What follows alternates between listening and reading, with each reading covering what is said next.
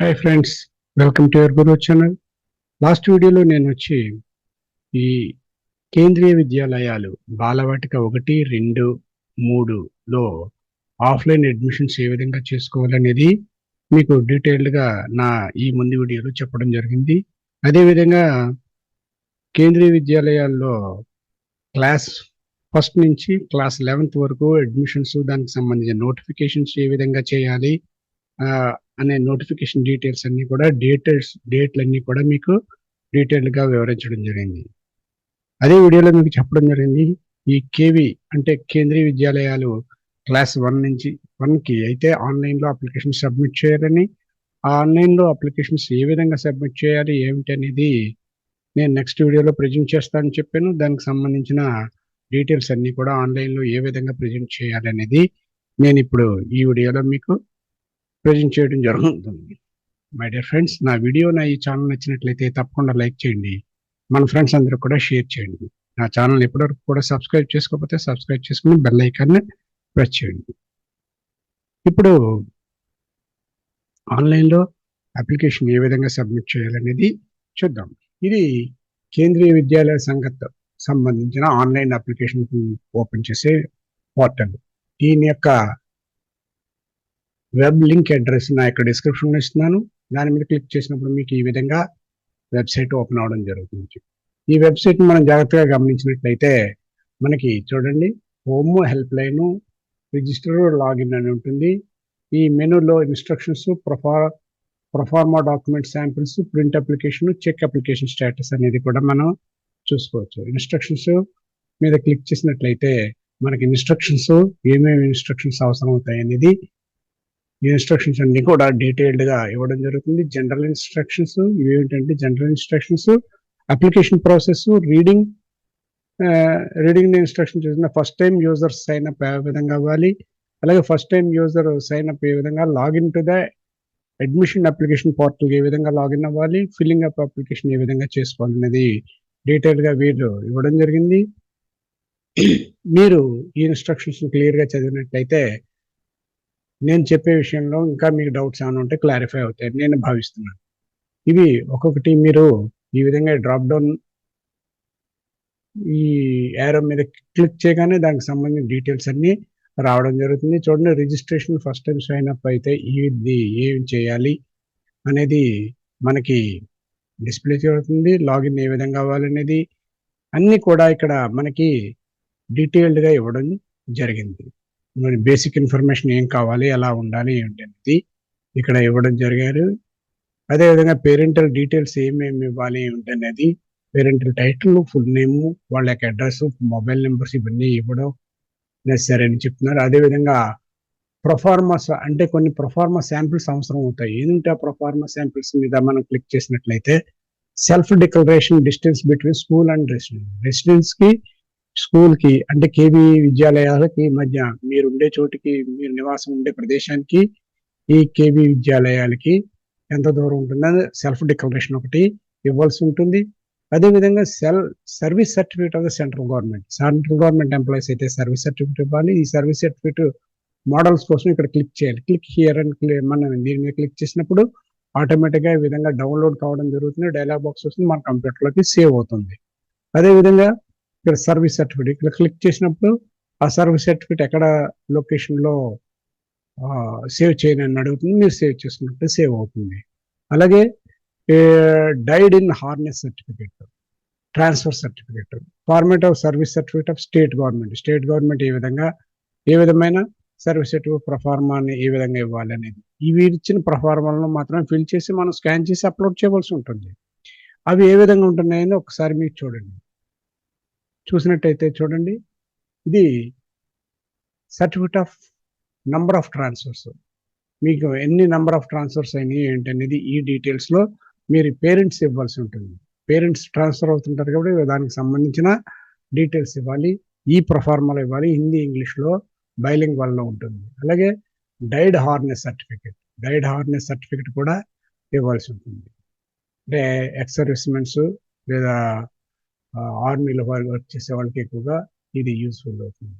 Next వచ్చి service certificate, మీరు work చేస్తున్న service state government state government employees అయితే ఈ ఫార్మాట్‌లో ఇవ్వాల్సి ఉంటుంది. సెంట్రల్ గవర్నమెంట్ ఎంప్లాయీస్ అయితే ఈ విధమైన ఫార్మాట్‌లో ఇవ్వాల్సి ఉంటుంది.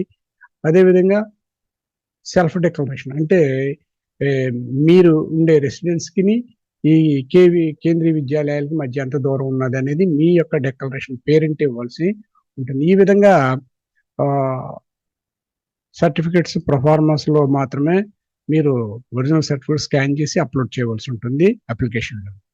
ఇక ఇవి proforma for document samples, print application మీరు క్లిక్ చేసినా మీరు ఆన్‌లైన్‌లో సబ్మిట్ చేసిన అప్లికేషన్ ప్రింట్ చేసుకోవచ్చు. అది ఎలా అనేది నెక్స్ట్ వీడియోలో మీకు ప్రెజెంట్ చేస్తాను. ఇప్పుడు మీ అప్లికేషన్ స్టేటస్ ఏ విధంగా ఉన్నదనేది కూడా ఇక్కడ చూసుకోవచ్చు. ఫస్ట్‌గా మనం ఈ అప్లికేషన్‌ని మనం ఫస్ట్ టైమ్ క్లాస్ 1కి మనం ఇస్తున్నప్పుడు మనం ఏ విధంగా ముందు రిజిస్టర్ అవ్వాలి.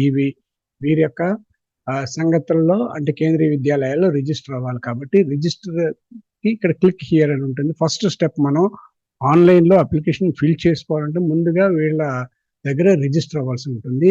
చూడండి this portal is exclusively for applying for admission standard 1 in Kendriya Vidyalayas all over India for the academic year 2024-25 అని వీరు ఇక్కడ డిస్‌ప్లే ఇచ్చారు.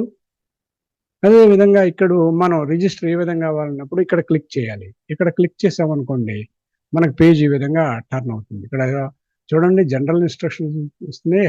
ఏదైనా డౌట్స్ ఉన్నప్పుడు హెల్ప్ డెస్క్ కూడా మనం ఫోన్ చేసి కాంటాక్ట్ అవ్వచ్చు.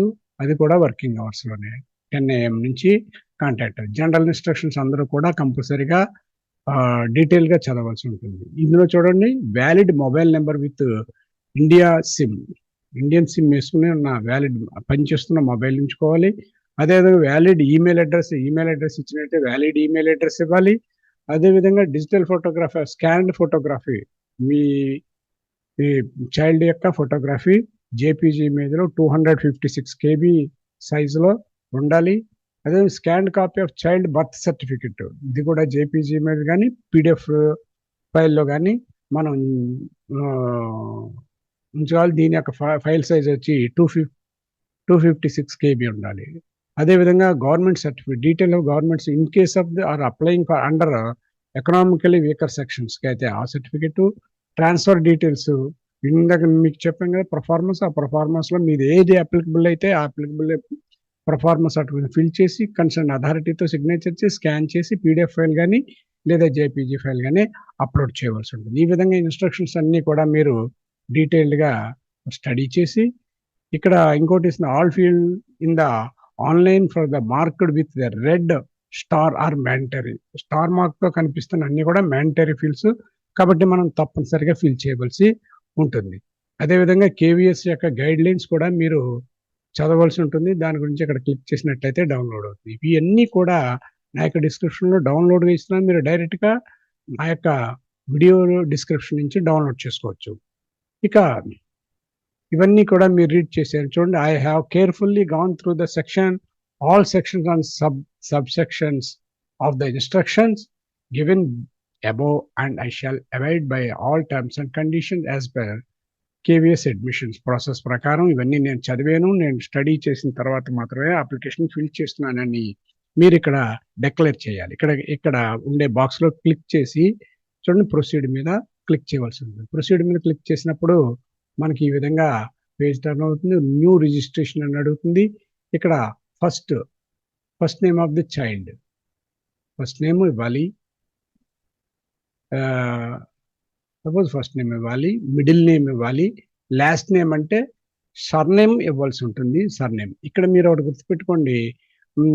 నార్త్ స్టేట్ వాళ్ళైతే ఫస్ట్ నేమ్ మిడిల్ నేము లాస్ట్ నేమ్ వచ్చి సర్నేమ్ ఇస్తారు. కానీ సౌత్ స్టేట్స్ వాళ్ళు వచ్చినప్పుడు ఫస్ట్ నేమ్ అంటే మనం ఇంటి పేరుని ఇచ్చుకోవాల్సి ఉంటుంది. అంటే మన యొక్క సర్నేమ్‌ని ఇవ్వాలి.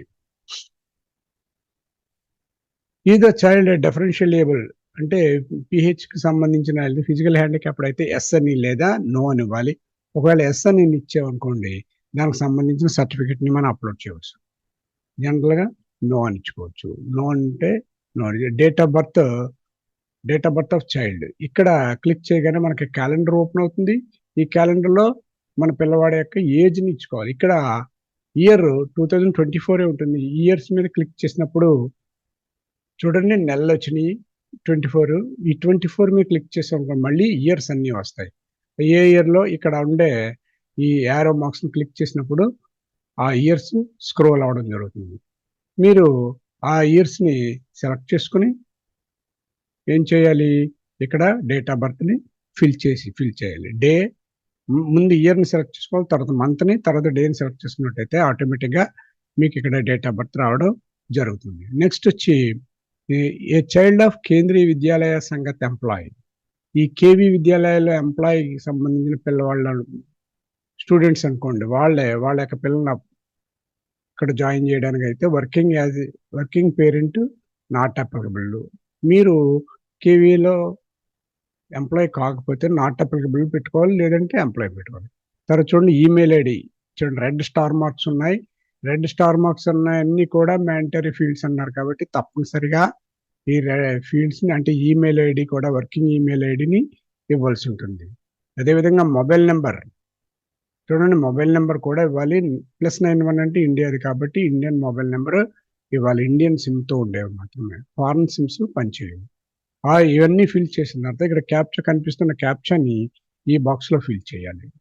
చూడండి V93TCJ అని కూడా కనిపిస్తుంది. ఒకవేళ ఇది సరిగ్గా లెజిబుల్‌గా మీరు గుర్తించలేనట్టయితే ఇక్కడ ఉండే యారోస్‌ని క్లిక్ చేసినట్టయితే మరలా ఇది చేంజ్ అవుతుంది. ఈ విధంగా మనం ఈ ఫస్ట్